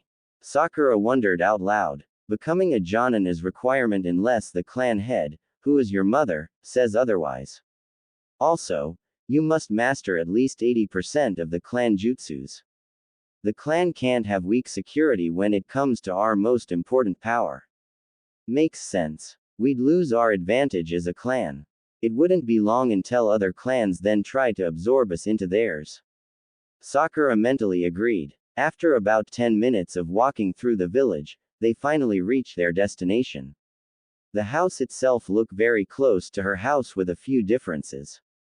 One was that it seemed to have a satellite on top of the house. When they went inside, Sakura found out that the inside was not quite as familiar. There was no kitchen at all as well as a bathroom. Sakura was about to ask why such important things were missing but stopped when it hit her. Why the hell would you need to cook food or wash up? This was a realm built for the mind after all, not for a physical body. They went upstairs to find a very different sight. In each room was what looked a lot like a virtual reality system. The names of numerous files were floating in midair. The whole room seemed to have icons representing different programs floating in the air. Hey, Inner. Sakura spoke up, still looking completely baffled. Inner Sakura gave a indicating for her to ask her question. Is it me or are we inside an iMac? Sakura let out an amused chuckle. Her outer self may be dense when it came to relationships, but she was quite smart when it came to other things. You're quite observant. The design and the way it is used is in fact modeled after the Mac computer systems from Cole McGrath's world. I kind of figured that. Hard to believe that the world we live in is just a large continent among others. Sakura said mostly to herself. Quote. That's not exactly true. Sakura said a little hesitantly. Sakura looked at her in complete confusion. Inner Sakura looked at Sakura with complete seriousness, the kind of seriousness that was not to be ignored or taken lightly. Believe me when I say this, we are not a part of Cole's world and vice versa. That's all I am allowed to say. The rest you will have to find on your own. There is a very good reason why that cover story was used.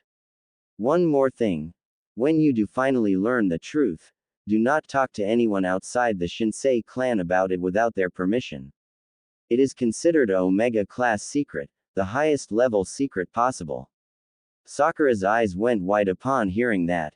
An Omega class secret was extremely rare in the ninja world. Even certain information involving the QB attack wasn't ranked that high.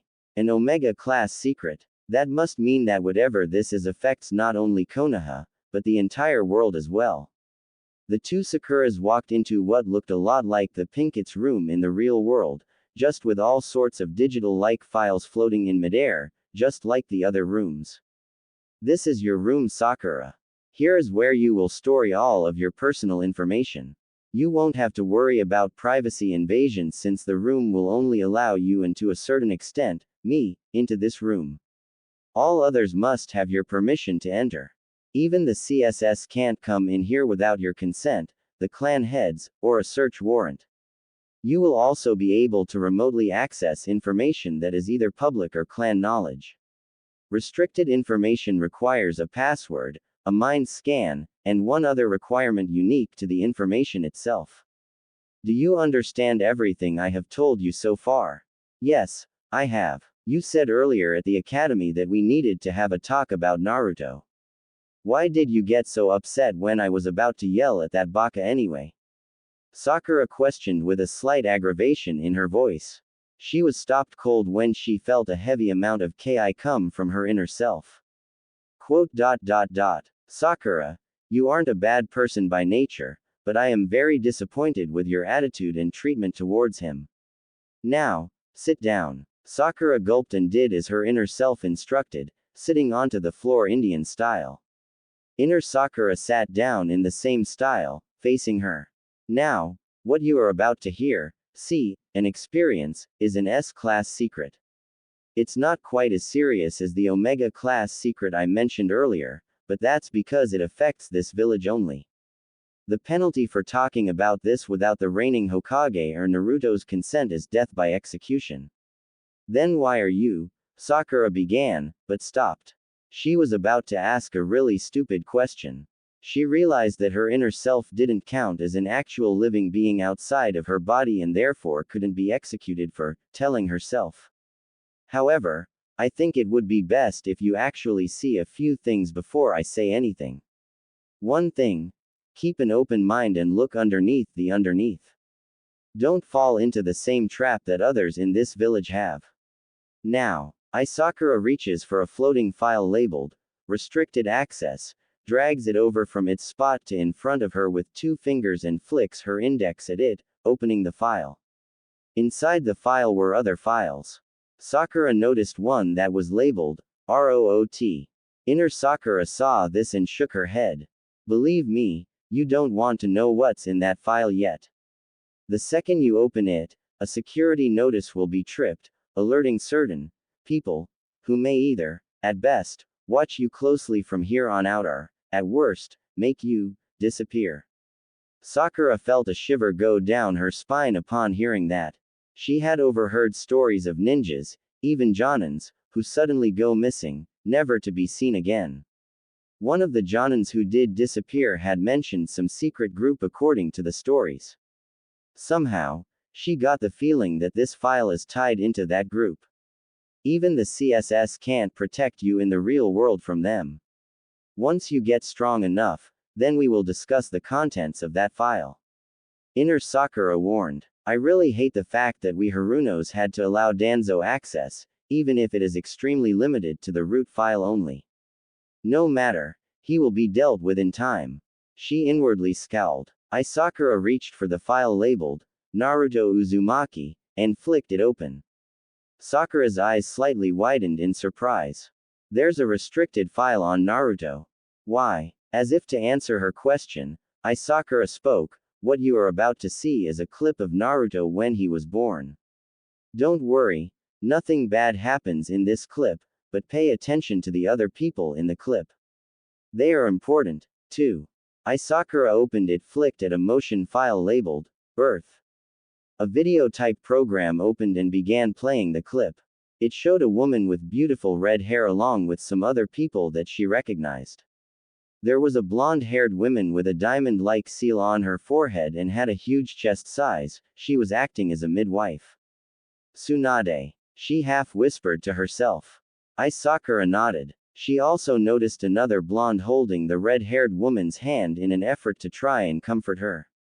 This blonde, however, was a male and had wild spiky hair that went in nearly every direction. Blossom, isn't that the Yondaime? Right again, Sakura. You're 2 for 2. On the opposite side of the redhead's bed was a man with a shaved head with a biker's jacket on. Wait. Is that McGrath-san? From the other world. She's heating up, folks.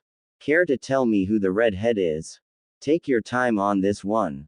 Sakura said. Sakura brought her front finger up to her lips, obviously in thinking mode. Well, I know for a fact that based on the name of the file and that this red-haired woman is in labor, I'd have to guess that this person is Naruto's mother. A bit obvious, but still not too bad since there are some average people who would still miss that. I know I've seen this woman before, but I can't seem to put my finger on it. Sakura was silent for several moments as the clip continued to show the woman grunting and screaming in pain for obvious reasons. Sakura's eyes began to wander a bit around the room, a habit she has when she is stuck on something while thinking. She was about to tell Sakura that she couldn't remember when her eyes stopped on a folder in the corner closest to the window labeled, Ninja Countries and Villages. Her curiosity getting the best of her, she got up and walked over to the file to have a closer look. Sakura saw her outer self get up to investigate the file, but didn't make any attempt to stop her. Her outer self needed to know how to get around inside the system on her own eventually. It wouldn't hurt to let her explore a little, especially if the girl thought it was important. Sakura flicked open the folder and saw what she expected to see, files with the names of the numerous ninja villages along with each country. That's when she saw something that really got her attention, the file labeled, Uzugakure. Hidden Eddy Village. I think I remember studying about that village during history class. If I remember correctly, they were on the verge of becoming the sixth great shinobi nation until I was supposedly launched an unprovoked attack on it, destroying the inner part of the village where the Uzukage Tower was located. The Uzukage herself actually survived the attack and Sakura froze. Single quote. The Uzukage. Sakura quickly opened the folder and began searching for a picture of the cage in question. After a few moments, she finally found a visual still file labeled, Third Uzukage. She opened the file and got a very big shock. In front of her was a red-haired kunoichi in orange and black cage robes. Under that picture was a name, Kushina Uzumaki. Could it be? Sakura mentally gasped. Sakura, it's almost time. Come and see this. Sakura beckoned. Sakura nodded and sat back down in front of the video clip. Come on honey, push. Minato encouraged. I am pushing, Minato. This is all your fault, damn it. The redhead screamed. Try to regulate your breathing, Kushina. It will, Tsunade began but was cut off when Kushina shot up and glared at the slug Sanin. Fuck my breathing, she growled in what could have been mistaken as a demonic voice. Tsunade was a bit startled, but continued to work. Minato, on the other hand, slowly backed away. He wasn't stupid. When Kushina was pissed, things got broken, objects and people alike. Oh boy, Cole mumbled. Kushina whipped her head around towards him and glared a hole through him. Cole instantly shut up. I guess people weren't kidding when they say that redheads have a fiery temper. Sakura sweat dropped. Yeah, even you don't get this fired up when you fought over Sasuke with Ino. Agreed, also sweat dropping. So that woman really is Kushina Uzumaki, the Sandaime Uzukage. Sakura said, turning towards her inner self. Yup, that's her alright. Make no mistake, that woman was considered the most dangerous kunoichi in the ninja world.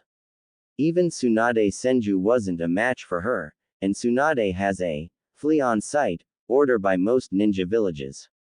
Sakura answered. Their conversation was interrupted when they heard crying. Both Sakuras turned their attention back to the clip just in time to see Tsunade smiling while holding a newborn in her hands. Oh Kami, he's beautiful. Kushina cried tears of joy. Minato couldn't keep his tears down any longer either. I have a son to call my own, the Yondaime nearly whispered. Cole slapped Minato on the back, congratulating the blonde Hokage. Sakura just continued to stare. Is that Naruto? That's him alright. Sakura answered, pointing towards baby Naruto's face. 3 whisker marks on each cheek were clearly visible. Sakura was silent for a moment, staring at the newly born blonde. Her face then formed a soft smile. He was as cute then as he is now. Her eyes widened upon realizing what she had just said out loud. Wait, did I just say that? Normally, she would have denied this, but what was the point? Naruto wasn't ugly, far from it, actually. She was just too infatuated with Sasuke to even acknowledge it. Sakura grinned as if to say, oh really, but didn't say anything about it for now. She could always tease the pinkett about it later. That memory wasn't bad at all. Sakura commented as the clip ended. She thought that the clip would show something bad happen. However, her relief was short-lived when she saw the look on S face, which held a very sad look. Unfortunately, that was one of the few good clips in this file. These next few. She didn't finish. These next few clips would change everything, for better or for worse. Sakura reached for a movie clip labeled October 10, 986 and opened it, causing it to play. It showed a partially destroyed section of the village wall with a few destroyed buildings. The camera then shifts to show a large orange-red fox with 9 tails. That's the Sakura gasped. QB, yes, finished for her. The beast was a fair distance away from the village, but it was obvious that something was wrong with it. As the person recording moved closer to the fox, Sakura saw what looked like a giant toad with giant pipe in its mouth and a giant tanto in its hands. There was also a scare on its left eye. That's Gamabunta, The Toad King, isn't it? Sakura asked, to which Sakura nodded. She then noticed a figure on top of the Toad King. The figure was wearing a white cloak with flames on the bottom. He had blonde hair. It was Minato, the Yondaime. Sakura saw that the blonde Hokage was holding something. In the Yondaime's arms was a newborn baby. Why is he holding a newborn baby? Sakura asked as the recorder got closer. That's when she recognized who the baby was, and gasped. Why is Naruto in Yondaime's arms while he's facing off against a tailed beast? Sakura half yelled. She then felt Sakura's hand on her shoulder, obviously an attempt to calm her down. You will see in a moment. Keep in mind, however, that everything is not what it seems. Sakura answered. Sakura turned her attention back to the video in time to hear Minato speak. Kyuubi, I know this isn't your fault, but I don't have any other choice. Minato spoke. Although the Kyuubi looked ready to attack, it was obvious that it was trying desperately to hold itself back for some reason. I understand, human. Please, do what you must do. Where is your mate? It asked, struggling to keep itself in place. Minato's face showed one of sadness, but one of confusion as well. I'm not sure. She disappeared when I went to go pick up Naruto. There was lots of blood in her room, but only a small amount belonged to her. I think something happened to her, but I don't know if she's alive or not. Minato had a look of uncertainty. Then his face changed into a deep scowl. But I do know one thing. I'm almost certain that old bastard Danzo is behind it. I see. In that case, the kid is going to need my protection. I wonder, does he have your mate's bloodline? I don't know. Kushina did tell me that there was a possibility of it being passed on, but she wasn't 100% sure at the time. I need you to keep Naruto safe while he is sealed inside of you. I love my village and I've requested that he be seen as a hero, but with Danzo around, there's no telling. I'll do you one better. I'll keep him away from the Uchiha clan, so that they don't take advantage of him along with that old fool you mentioned earlier. Now please, hurry. My will is starting to lose its power.